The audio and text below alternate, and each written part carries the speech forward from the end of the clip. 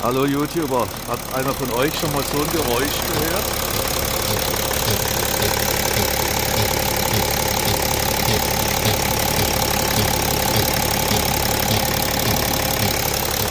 Ich hoffe, man hört. Das ist immer so ein zyklisches